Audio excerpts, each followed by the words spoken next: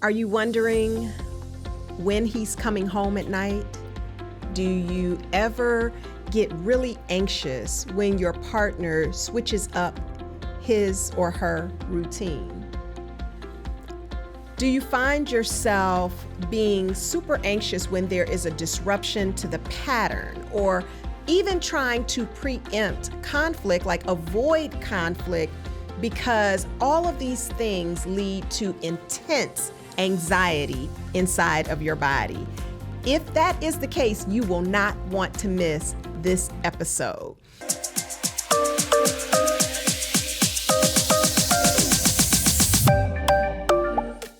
Before I jump in on this, again, if you think that this topic is hot on your buttons, but also hot for other people, don't forget to like, share, and subscribe, and then tell a friend about it.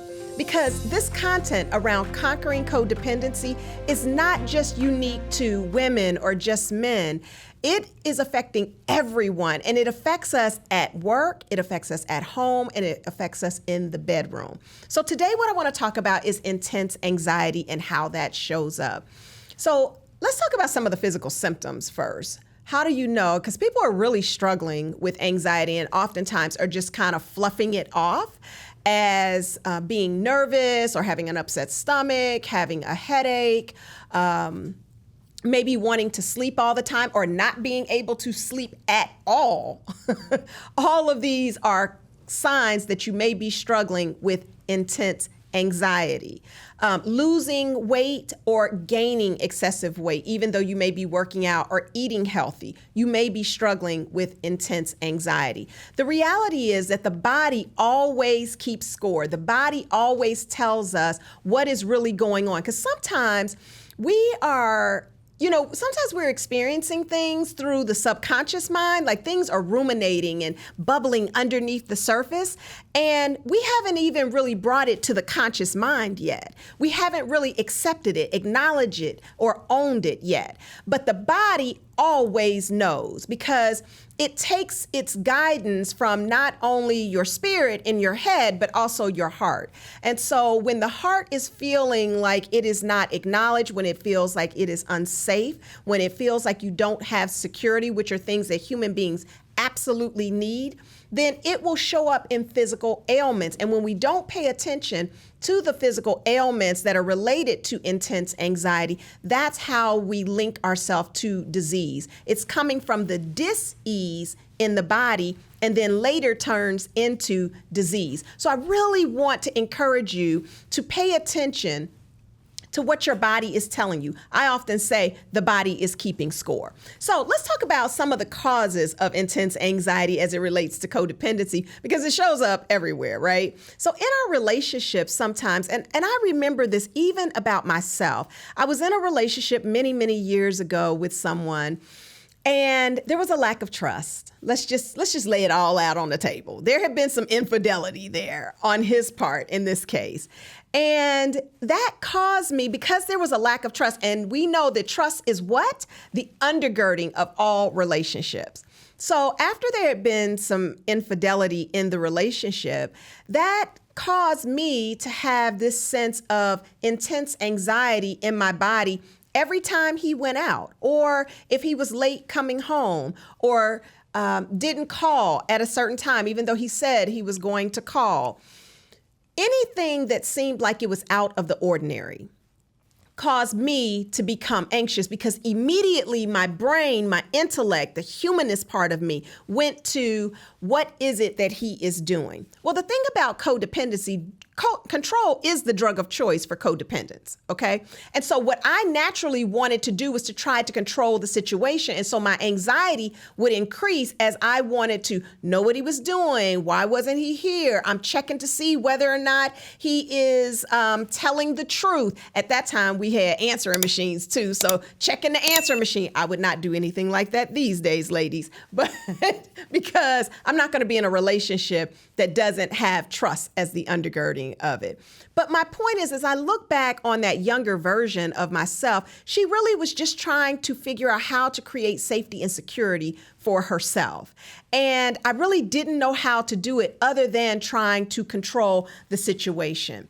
And what it does to the relationship is, yes, there had been infidelity in the relationship, but by me trying to hold on even tighter, that caused the relationship to have more intensity in it, more arguments in it, and it was like strangling out. There wasn't room and space for the relationship to heal and to grow.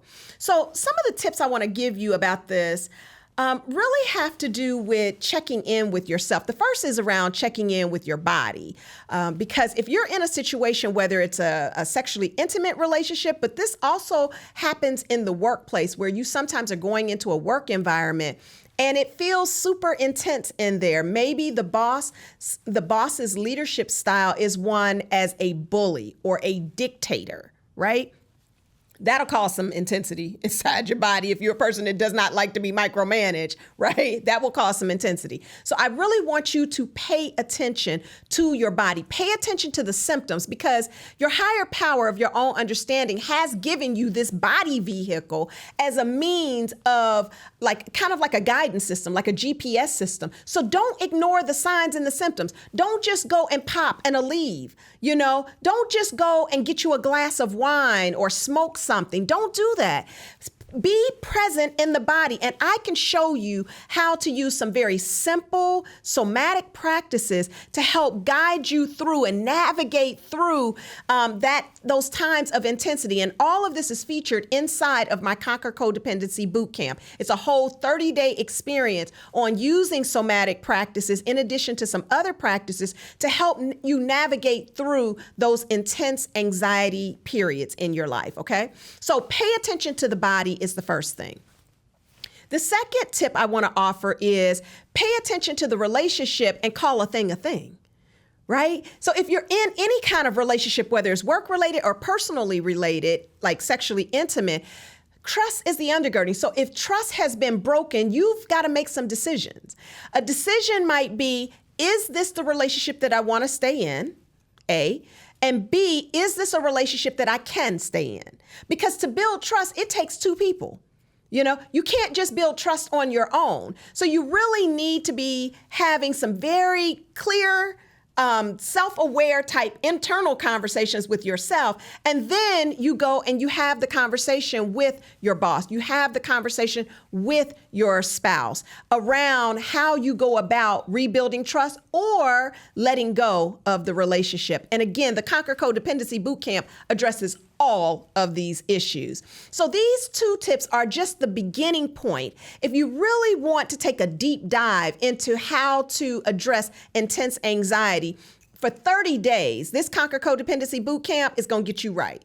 Because not only do we have the option of doing a juice fast on that so that you can get your body and your mind in a reset, but we also have various yoga practices, other somatic practices, and then I'm going to be personally helping you work on your mental and emotional state and helping you develop the new habits that you're going to need to set yourself free from codependency. So just click the link below to learn a little bit more about that. And before you go, I don't want you to forget, drop me a line, because I need to hear from you. I need to hear what's going on out here in the world. Of course, I have my sphere of influence, but you're a part of that now. So tell me, leave me a comment, tell me what's going on in your life, ask a question, and I'll be happy to respond to that. Remember, today is the day that we take back, transform, and begin to overcome codependency and that intense fear that you may be feeling inside of your body.